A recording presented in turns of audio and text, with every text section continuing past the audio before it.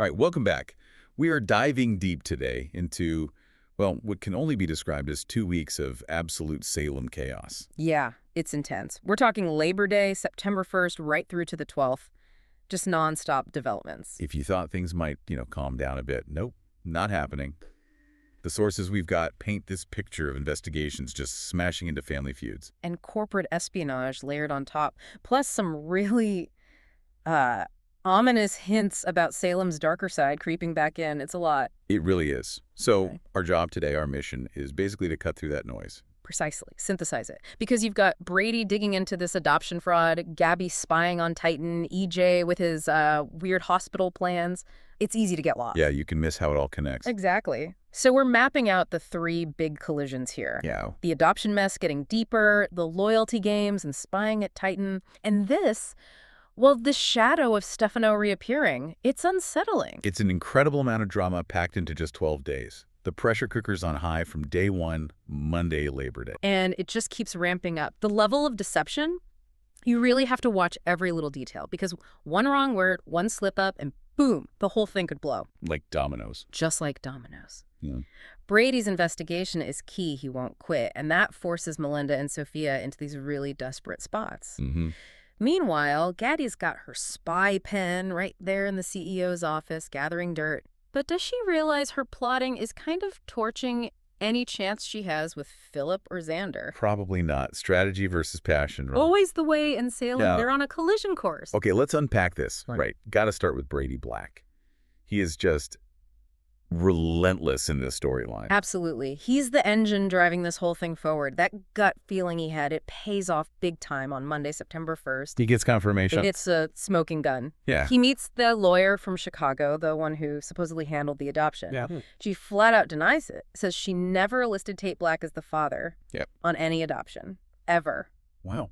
So not just a maybe, but a definite no. A definite no from a lawyer, which confirms for Brady what he suspected. This whole Chicago adoption thing has turned out to be so dodgy.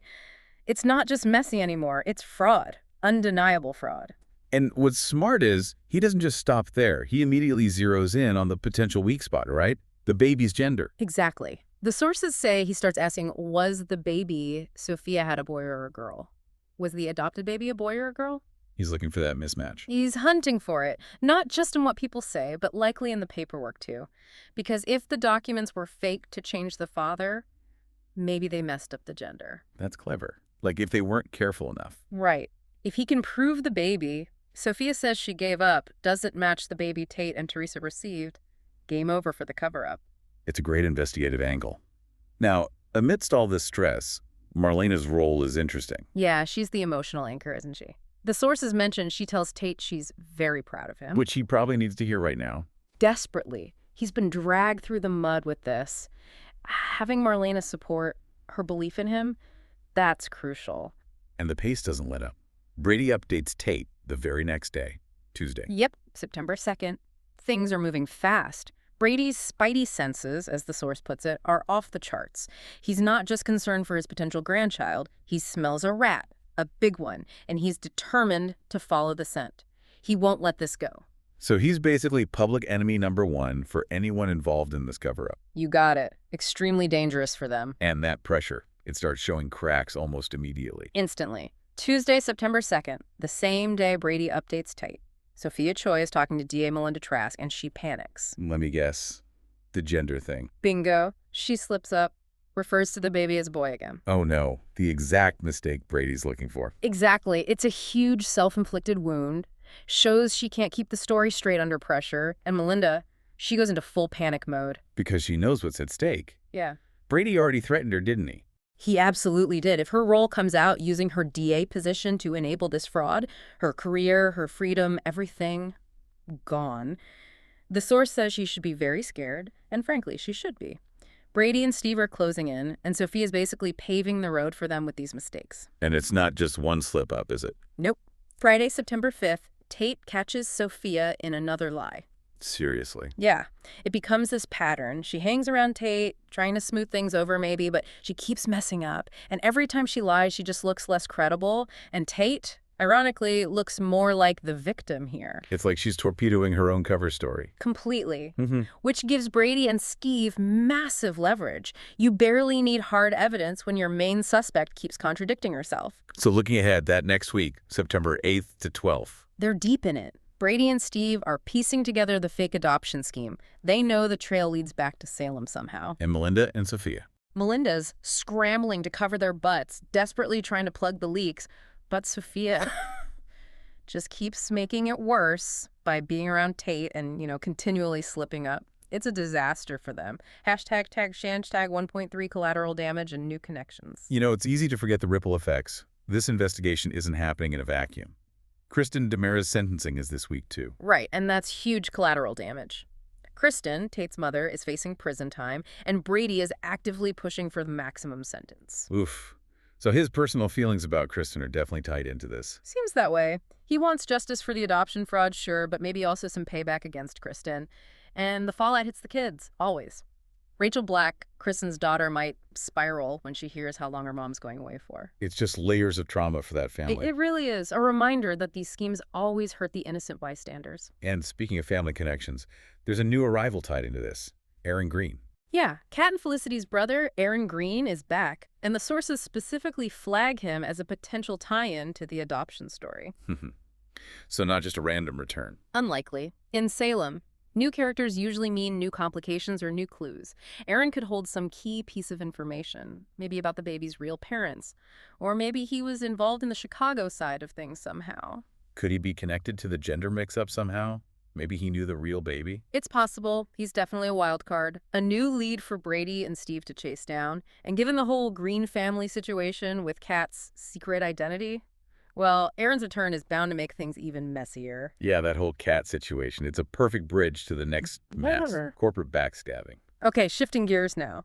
From babies and lies to boardrooms and, well, different kinds of lies. Titan Industries. Ah, yes. The eternal Kyriakis versus DiMera battleground. And the theme here, loyalty, or rather the incredibly messed up ways the Kyriakis family tests it. Which brings us to Philip Kyriakis and this choking incident. Oh boy, yeah. Thursday, September 4th. Philip decides to test his brother Xander's loyalty in, let's say, a highly dramatic fashion. He fakes choking in the CEO office. The sources say choking or possibly fake choking. That ambiguity is key. Philip isn't testing Xander's competence. He trusts that. He's testing Xander's gut instinct, his familial loyalty. Why? Is he worried Xander might flip? Maybe work with the DiMeras? That's likely the fear. If Philip was really choking, would Xander's first unthinking reaction be to save him? That proves the blood bond is stronger than any corporate rivalry or resentment. It bypasses rational thought. So it's pure manipulation, basically. Pretty much. A psychological test disguised as a medical emergency. And how does Xander react? Instantly. Rushes over, does the Heimlich, no hesitation, just acts to save his brother. So he passed. Looks like it. The conclusion is Xander may pass Philip's test, emphasis on may, because even though Xander reacted instinctively, Philip's method was, tricky. But yeah, the core family bond seems intact, for now, which is vital intel for Philip. Okay, but the irony here is just, while Philip's playing these weird games, someone is actually spying on Titan. Right under their noses. Hashtag 2.2, Gabi's Titan takeover plot. Enter Gabi Hernandez. Exactly. While the brothers Kyriakis are dealing with fake choking fits, Gabi is running a full-on espionage op. Trying to steal Titan back for the DiMeras. Because they feel it was stolen from them, right? That's the narrative. And her method, Gabi, the pen microphone? The handy-dandy pen microphone placed right on CEO Xander's desk. Forget hacking. She's gone analog. High risk, high drama. She's actually getting somewhere with it. Seems so. Thursday, September 4th, she updates Tony DiMera, tells him the pen is in place. And Tony.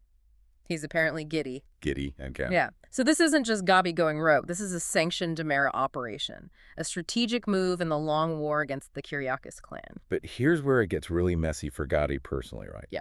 Because she's involved with both Philip and Xander. Oh, absolutely. Total conflict of interest.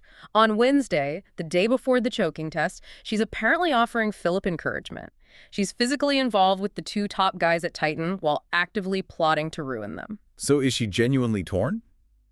Or just enjoying the ride while she schemed? Good question. The sources wonder the same thing.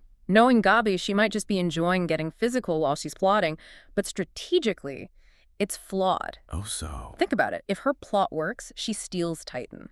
She betrays both men completely, personally and professionally. No going back from that. Right. If she gets caught, she loses them both and fails the Damaras. Her current situation is fundamentally unstable. Her romantic life cannot coexist with her corporate mission. She's basically setting herself up for heartbreak, one way or another. Pretty much. She's risking everything for this corporate revenge, and it feels like her own feelings, real or not, are just acceptable losses in her plan. Hashtag tag 2.3 Damara family drama and EJ's agenda. And the Demir dysfunction doesn't end there.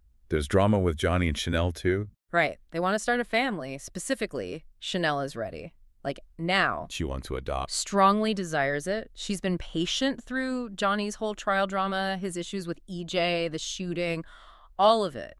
Now that's settling down, she wants to move forward.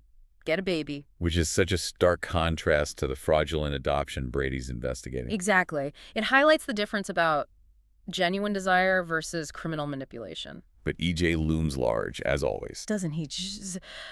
Thursday, September 4th, he shows up at Johnny and Chanel's place just as they're leaving, wants to talk. And Johnny's not having it. Not really. He's definitely not ready to give EJ any credit for how the trial turned out, even if EJ was maybe planning to tell him the not guilty verdict was coming, trying to score points. Classic EJ move, trying to spin things his way. Always. But the conversation, or at least the context around EJ, gets much darker when we look ahead to next week, September 8th to 12th. This is where EJ's agenda takes a really sinister turn. His plans for the hospital. Yes. And the chilling part, the specific mention of Dr. Wilhelm Rolf's name. Okay, yeah. Rolf is not just any doctor. That's mad science territory. Resurrections, brainwashing. Exactly. Bringing Rolf into connection with the hospital. The sources call it a little scary, and that's putting it mildly. It hints at something deeply disturbing. Why would EJ need Rolf involved with the hospital? What's he planning? It strongly suggests he's using the hospital as a cover. For what? Probably continuing Stefano's legacy. Using Quisted science for control. It's not just about money or power anymore. This sounds like it could be about controlling life, identity, something fundamental. So EJ's ambitions go way beyond just running Titan or Demera Enterprises. It seems so. This Rolf connection hints at a much darker, perhaps even supernatural endgame, which leads us perfectly into the tangled web of hidden identities. Okay, so let's dive into the personal lives, where things are just as complicated, maybe more so, especially around the Devereaux and, of course, Kat Green. The Abigail Devereaux imposter, who's juggling a lot. Understatement. She's living a double, maybe triple life, playing Abby's lookalike, working for EJ, and secretly being an ISA agent. Hashtag tag 3.1 Kat Green's ISA mission and Chad's grown feelings. And Chad Demera is falling for her right, but he's also worried. Definitely. His feelings are definitely growing. But he tells her straight up, don't do it, about working for EJ.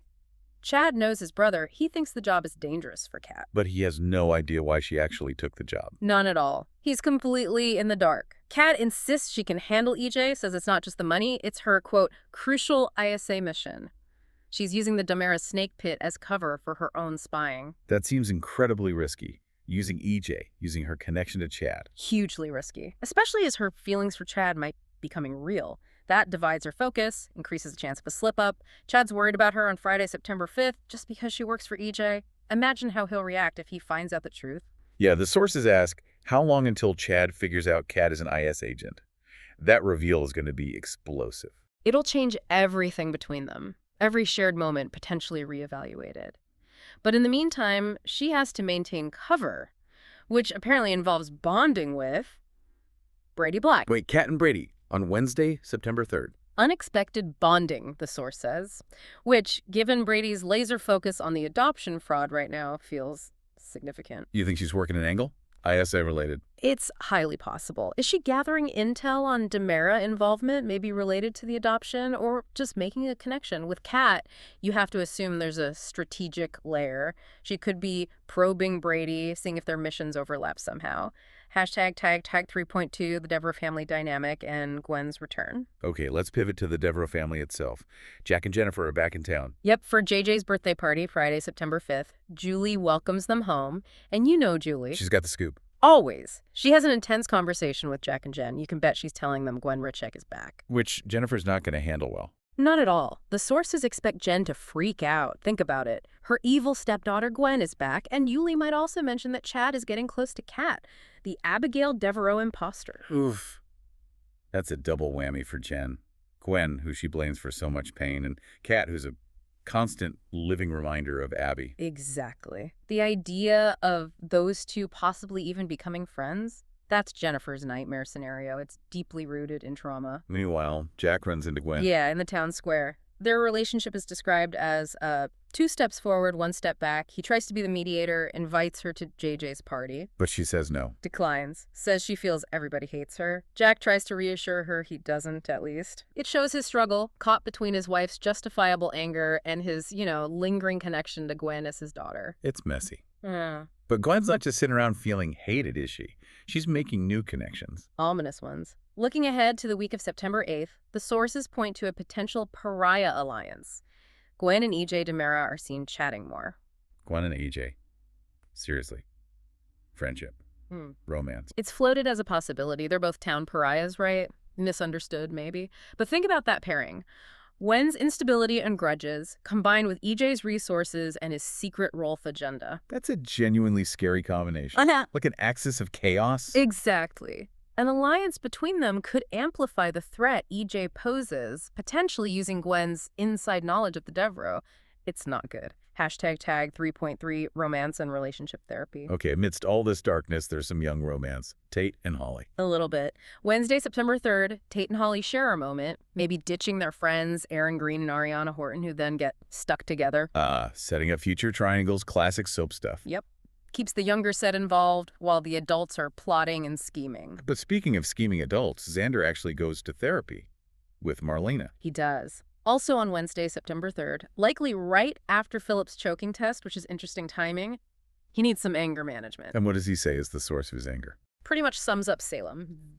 Cheating and lying and scheming, which, applies to him as much as anyone. True. But Marlena digs deeper, right? She does. Her insight is sharp. She realizes the issue isn't just what happened to him, but his reaction. She observes that Xander just hasn't been forgiving anyone for anything. So it's about his inability to let go. Exactly. Maybe an inability to forgive himself too, which comes out as anger towards others. It explains so much about why he sabotages relationships, especially with Sarah. It's why, even though he passed Philip's loyalty test, he's still volatile and vulnerable, this therapy session. It's a window into his core conflict. Fascinating. But Marlena, the therapist, she's got her own serious problems brewing. Big time. And they might not be psychological in the usual sense. Okay, this is where things get properly weird. Even for Salem. Marlena's health. Yeah, we're connecting her mysterious issues directly to the DiMera threat, specifically that Stefano's shadow. It suggests some problems aren't just physical or emotional. They might be something else. The supernatural element creeping back in. Hashtag tag 4.1 Marlena's Queen of the Nightmares. It starts with her nightmares. Tuesday, September 2nd, she has more of these Queen of the Nightmares, as the source calls them, waking up totally out of sorts. Doesn't matter if she sleeps on the sofa or her bed. So it's not the location, it's internal. Or imposed. That's the question. Historically, the Queen of the Nightmares in Salem often means some kind of external influence, manipulation, suggestion, maybe even possession light, and the medical tests. All clear, apparently. Sarah Horton wants to run one more, but everything looks fine physically. Which points away from a standard illness. It feels more psychological, maybe psychic, or even supernatural, like something's messing with her mind. And there's a specific clue mentioned. A book. The Arabian Nights book is specifically noted as being in play.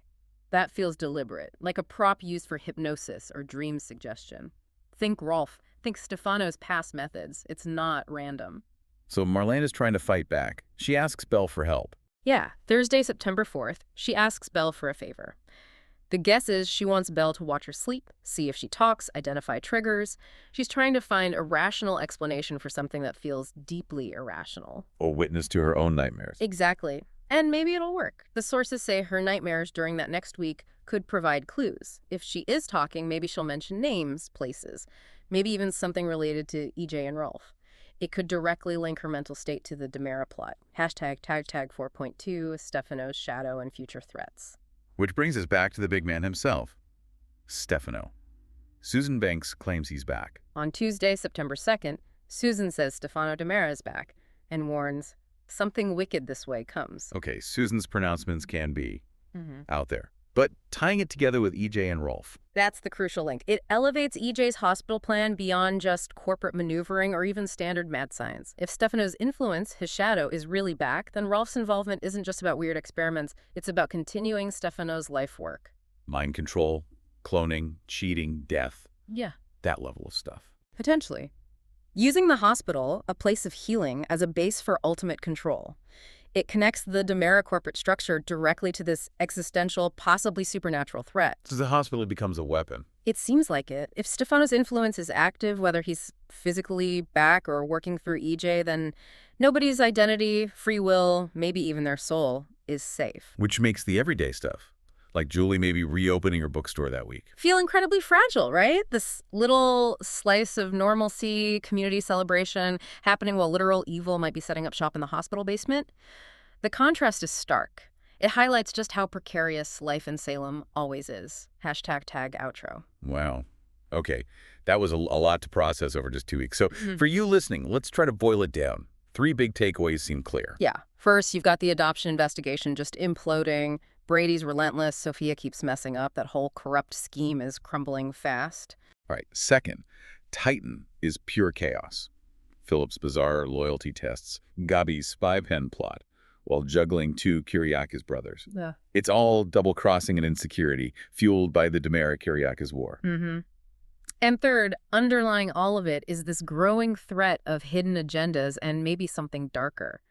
Kat's secret ISA mission, Marlena's nightmares potentially being induced, and EJ bringing Rolf into the picture. It feels like the ground is shifting under Salem. What's really striking is that disconnect, isn't it, between what people do and why they do it. Totally. Philip chokes, but it's a test. Kat chats with Brady, but she's on a mission. Jack tries to be nice to Gwen, but the family's fractured. You constantly have to look past the surface action to the hidden strategy, the secret motive. So what does this all mean? Where does it leave us? Well, think about it. You've got Stefano's shadow looming again. You've got Dr. Rolf's name being dropped like it's normal. You have Kat, the Abby imposter, now potentially aligning with Gwen, who's getting friendly with EJ, who's planning something sinister with Rolf. Lines are blurring everywhere. Yeah, completely. Reality, identity, deception, it's all becoming soup. If you can't even trust if the person who looks like your dead wife is who she seems, or if your brother is really choking, or if your nightmares are your own, how can anyone in Salem make a truly rational choice? The biggest threat might not even be the crime itself, but the complete erosion of trust in reality,